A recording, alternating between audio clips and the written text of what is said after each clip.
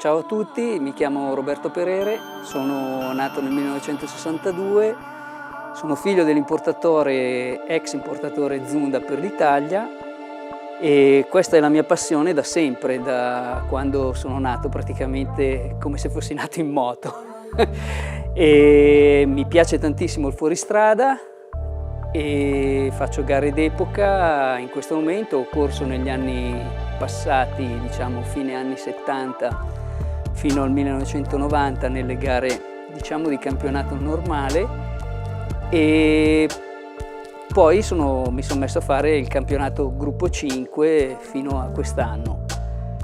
Amo anche i KS, anche perché era una moto con cui giravi per la città, andavi in vacanza e soprattutto cuccavi. Questa era una cosa che serviva. Il campionato gruppo 5 è un campionato dove partecipano tutte le moto degli anni 70 e 80, praticamente le moto d'epoca, e con le varie categorie. Ho vinto qualche campionato e qualche gara e con questa moto. Questo è un 125 del 1974 come documenti, ma aggiornata al 1976 per via dei vari regolamenti che ci sono nel gruppo 5. Il fenomeno Zundap a Milano e in Italia nasce dagli fine anni 60, metà anni 60, e poi si scatena negli anni 70. All'inizio con i GS, che sono quelle da fuoristrada, perché si seguivano molto le gare di fuoristrada. Mio padre, mio zio, mio nonno avevano un motoclub a Milano dove la maggior parte erano piloti che possedevano Zundap e non. Le Zundap poi praticamente si evolvono per i ragazzi con i KS. Alla fine, diciamo, a metà degli anni 70, con una prova di motociclismo, lo Zundap stravince su tutte le altre moto italiane e non. Poi però ogni anno la Zundap modifica i vari modelli, passando dal primo cromato con la forcellina da 30 a quello successivo con la forcellina da 32, cioè le stesse modifiche che venivano fatte sui GS venivano portate anche sui modelli stradali. Fine 1976 viene presentato il KS ad acqua, anche per un motivo di inquinamento, sia acustico che inquinamento atmosferico. Difatti la Zundap in quel periodo monta un carburatore Mikuni e non più il carburatore Bing. Viene fatta una modifica all'interno del tubo di scarico per quanto riguarda i fumi, e tutto questo per l'inquinamento che all'estero veniva già controllato. E il raffreddamento a liquido viene messo anche per avere meno problemi nella rumorosità. Difatti il KS con raffreddamento a liquido è più silenzioso rispetto a un KS ad aria, anche se la frizione del KS ad acqua è un pochino più rumorosa perché è un altro tipo di frizione. E alla fine poi si passa a dei modelli completamente diversi dopo quello raffreddamento ad aria con quello raffreddamento a liquido. Il primo è stato quello verde, che ha dei cambiamenti rispetto a quello col raffreddamento ad aria. Si passa al raffreddamento a liquido, come avevo già detto, ruote in lega leggera, freno a disco anteriore, praticamente dei miglioramenti perché c'erano delle evoluzioni nella meccanica. E alla fine si conclude negli anni 80, esattamente nell'85, l'ultima moto che abbiamo venduto, andando a cercare nei vari mercati stranieri le rimanenze degli altri importatori per diciamo accontentare i ragazzini che volevano ancora lo Zundap. E l'ultima moto è stata quella col faro quadrato, raffreddamento a liquido, forcella da 35 Marzocchi e sella col codino, un po' una moto, diciamo, simil BMW. E comprare uno Zundap negli anni nell'85, anche se la ditta era già chiusa, era quasi un controsenso, però era una moto che ha fatto storia e i ragazzini piaceva questa moto. Era una moto con cui riuscivano magari a caricare la ragazzina, portarsela in giro e farsi vedere dagli amici. Di costo era una moto che costava qualcosina in più rispetto alle altre, però tecnicamente era già un po' più avanti delle altre. La forcella montava in quel periodo una forcella Marzocchi da 35, cosa che invece altre moto, tipo anche la stessa Laverda con motore Zundap, montava una forcella di dimensione più piccola, perciò la stabilità della moto e altri particolari nella guida erano molto diverse. Lo Zundap sbacchettava un po' meno davanti sulle alte velocità, mentre altre moto, avendo forcelline più piccole, ruote più piccole, di dimensione più piccola, davano qualche problemino nella tenuta di strada e magari nell'inserimento di curve, in curva, e questi problemi che molti iniziavano a guardare. Ecco. Il cliente tipo dell'epoca del KS di tutti gli anni era, la maggior parte era personaggi benestanti e permettersi uno Zundap non era facile. Infatti molti clienti in questi anni stanno ricomprando lo Zundap perché all'epoca non potevano permetterselo o i genitori non volevano comprarglielo perché A, costava più delle altre, e la moto poi veniva vista sempre quasi come un problema per i ragazzini, perché il traffico, l'incidente, queste cose i genitori anche adesso lo guardano, pertanto è sempre stato un problema per la moto, per il mercato della moto. C'era anche una discreta clientela femminile, difatti molte ragazze in Milano compravano lo Zundap al posto della classica Vespa ET3 o PX dell'epoca, compravano lo Zundap perché era una moto.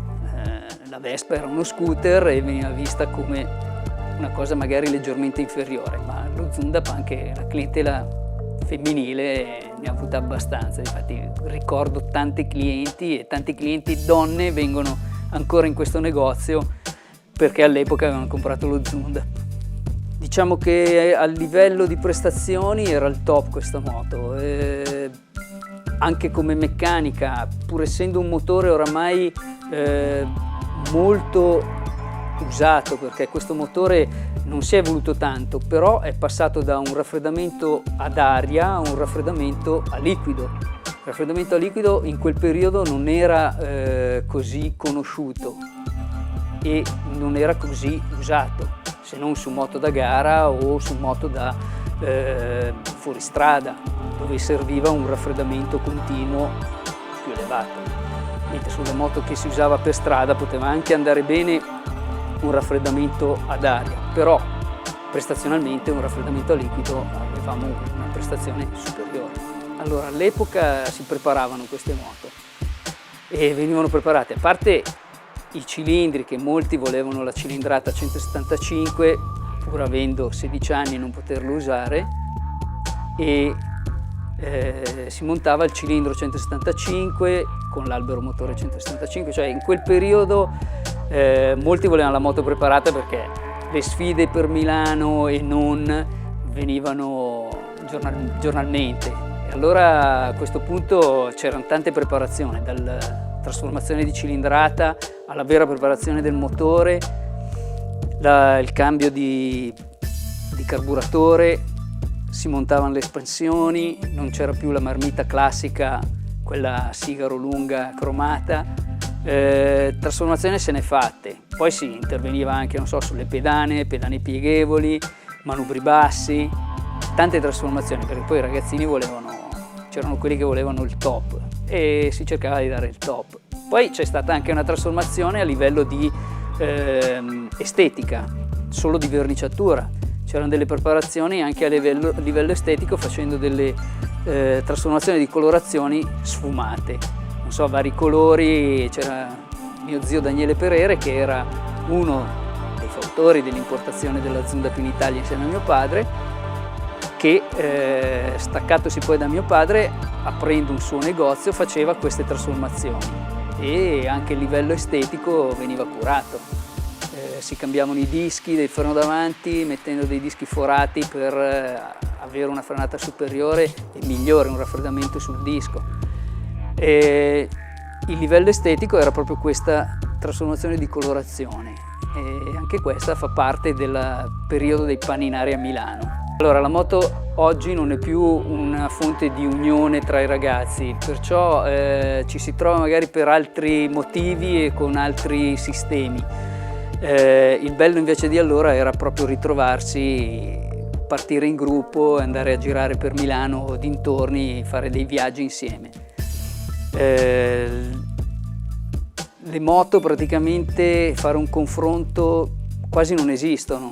Ci sono delle moto che non hanno paragone, anche se in quel periodo queste moto avevano un confronto, diciamo, con moto di superiore cilindrata, perché in quel periodo avere uno Zundap del 1985 era paragonabile a quasi una BMW.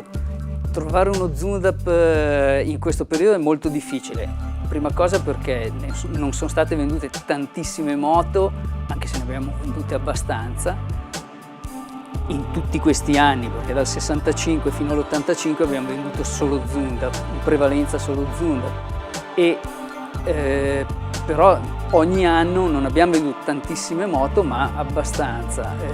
Trovarle, e soprattutto trovarle con i documenti complete o parzialmente completi, è sempre più difficile, anche perché all'epoca venivano magari demolite o smontate o buttate via perché è poi passata di moda, nessuno l'ha più voluta, o magari perché si era rotta all'epoca e rimetterla a posto costava abbastanza e sono state buttate via.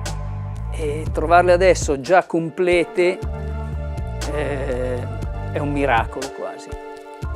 I ricordi più belli di questa moto? Il ricordo rimane la passione che ci hanno sempre messo i miei, intendo i miei parenti e genitori, in questa attività, per quello che riguarda l'azienda e per quello che riguarda la Zundap, che è una marca che noi abbiamo sempre amato e curato dal metà anni 60, e sempre con una grande passione. Abbiamo sempre dato il massimo per avere un mezzo sempre performante e che piacesse alla clientela. La sede del negozio è sempre la sede storica, fin dal 1965 come ho già detto, fino ad oggi. Continuiamo a seguire Zundap perché siamo amanti del marchio e lo conosciamo, e pertanto tutti coloro che sono in possesso di Zundap, hanno bisogno per consigli, qualche ricambio e qualsiasi cosa, siamo disponibili nel limite del possibile, e buona Zundap a tutti. E ci troviamo sempre nella via storica Porta Tenaglia numero 4, sede storica.